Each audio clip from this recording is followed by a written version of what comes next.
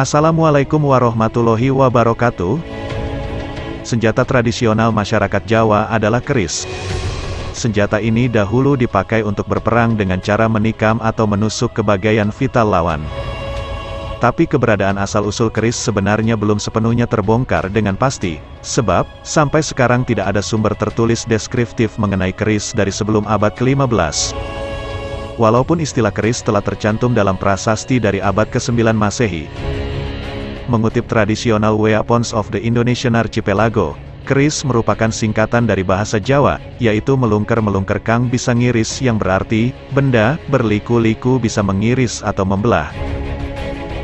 Sebelum kita masuk ke dalam pokok bahasan tentang keris setan kober yang legendaris, kami ingin mengulas sedikit mengenai sejarah perkembangan keris di Nusantara terutama di Jawa.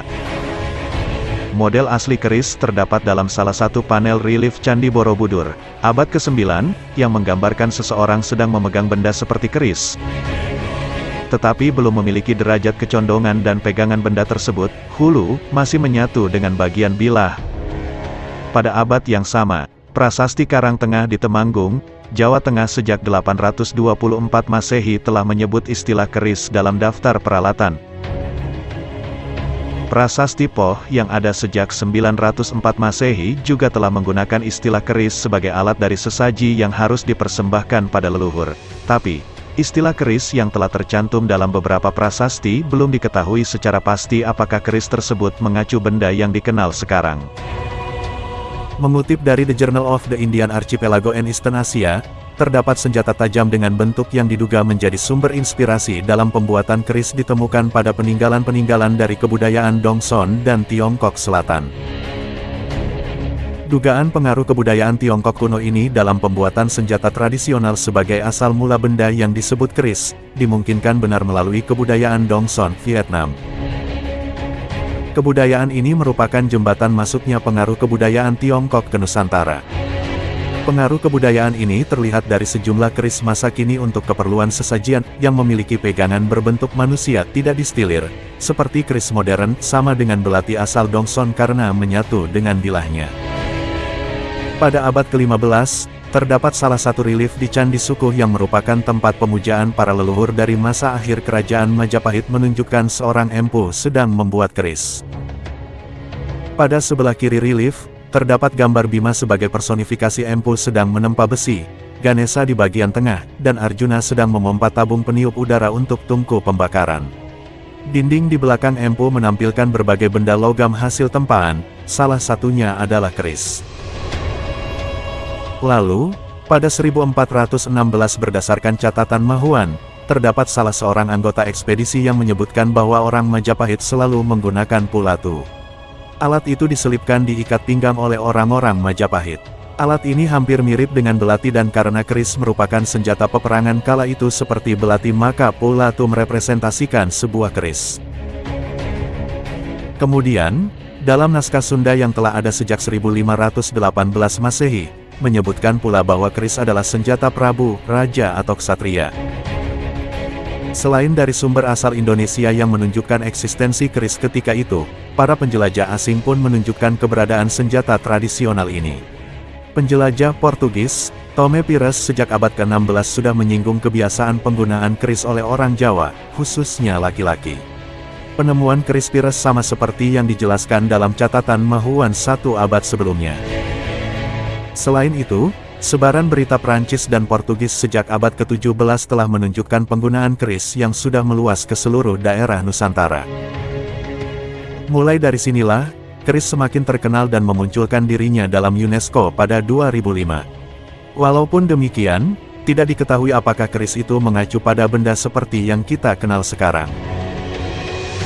Dalam perkembangannya, penggunaan keris telah membudaya di Nusantara, khususnya di Jawa ketika berbagai kerajaan masih eksis, yakni dari dinasti Mataram Hindu, Buddha, hingga Mataram Islam di Jawa. Keris setan kober pernah dipakai untuk membunuh Sunan Prawoto yang terkenal sakti oleh orang-orang suruhan Arya Penangsang. Selain keris Empu Gandring dan Kiai Condong Campur pada zaman kerajaan Singhasari dan Majapahit, keris Kiai Setan Kober di zaman kerajaan Pajang juga amat melegenda terkait dengan tewasnya Arya Penangsang. Berapa look keris Kiai Setan Kober masih belum diketahui, tapi kemungkinan keris ini lurus tanpa look, ciri khas keris yang lazim dipakai dalam perang. Pembuatnya tidak diketahui secara pasti karena tercampur dengan takhayul yang tidak jelas.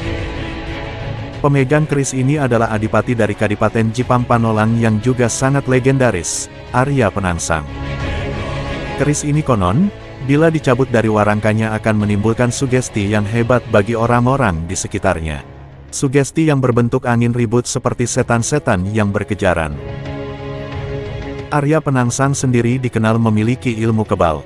Musuh sepadan keris ini adalah tombak Kiai Pleret yang juga melegenda. Sewaktu konflik melawan Penangsang, Adipati Hadiwijaya, Joko Tingkir, mengutus Danang Sutawijoyo untuk menantang Penangsang di Bukit Menoreh dan membekalinya dengan tombak keramat tersebut. Suatu saat tombak Kiai Pleret yang dipakai Sutawijaya mengenai lambung Arya Penangsang, hingga ususnya terburai. Arya Penangsang dengan sigap, menyangkutkan burayan ususnya itu pada urangka atau sarung hulu keris yang terselip di pinggangnya, dan terus bertempur. Saat berikutnya, Sutawijaya terdesak hebat dan kesempatan itu digunakan oleh Arya Penangsang untuk segera penuntaskan perang tanding tersebut, dengan mencabut keris dari dalam urangka atau ngeliga keris menghunus dan tanpa sadar bahwa wilah-an atau mata keris Kiai Setan Kober langsung memotong ususnya yang disangkutkan di bagian urangkanya. Ia tewas seketika. Ki Juru Mertani, penasehat Sutawijaya, terkesan menyaksikan betapa gagahnya Arya Penangsang dengan usus terburai yang menyangkut pada hulu kerisnya. Ia lalu memerintahkan agar anak laki-lakinya, kalau kelak menikah meniru Arya Penangsang, dan menggantikan burayan usus dengan rangkaian atau ronce bunga melati. Dengan begitu maka pengantin pria akan tampak lebih gagah, dan tradisi tersebut tetap digunakan hingga saat ini. Keris pusaka Setan Kober dibuat oleh Empu Supo Mandrangi, putra seorang empu di Tuban, Jawa Timur. Supo Mandrangi kemudian memeluk agama Islam dengan menjadi murid Sunan Ampel, dengan tetap membawa kemampuannya membuat keris.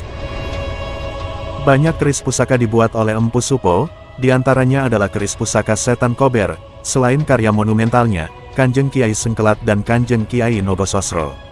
Keris pusaka Setan Kober, aslinya bernama Bronggot Setan Kober, dibuat pada awal kerajaan Islam Demak Bintoro.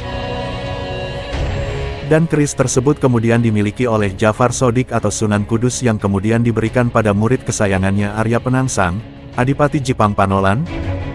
Keris pusaka Setan Kober sangat ampuh, tetapi membawa hawa perbawa panas, sehingga yang membawa keris tersebut akan mudah marah.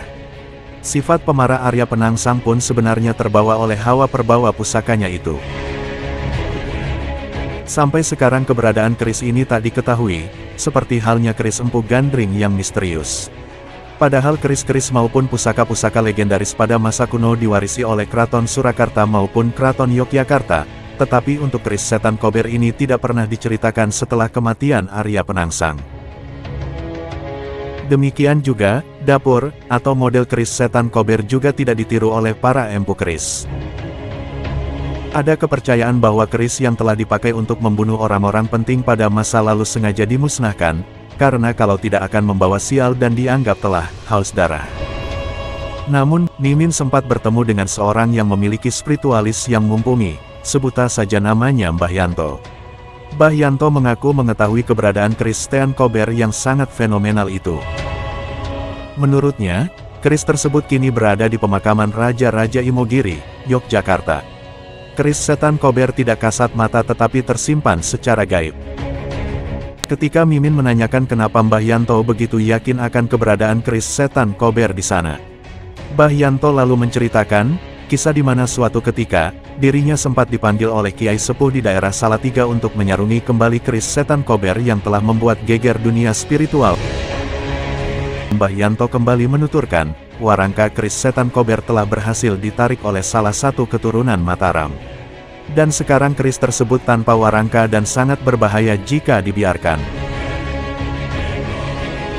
Lalu sang Kiai Kondang dari Salatiga itu, menyarankan kepada Mbah Yanto untuk menyarungkan keris Setan Kober dengan pelapah batang kelapa.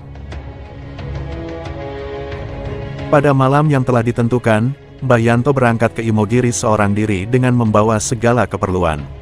Setelah membaca doa-doa yang dipanjatkan, Tidak lama berselang muncul seberkas sinar berwarna biru terang keemasan melayang di udara. Bah Yanto kemudian mengambil pelepah batang kelapa dan mengacungkannya ke arah sinar biru tersebut. Perlahan keris setan kober yang mewujud sinar biru itu turun dan langsung menancap ke pelepah kelapa tersebut. Kemudian keris serta warangka itu langsung naik dan menghilang di kegelapan malam. Mengenai cerita keberadaan keris setan kober yang sebenarnya hanya Allah yang mengetahui. Wallahu a'lam bishawab. Demikianlah kisah mengenai keris setan kober. Ambil sisi baik dan buang sisi buruk dari cerita ini. Jangan telan mentah-mentah hal yang belum pasti kebenarannya. Wassalamualaikum warahmatullahi wabarakatuh.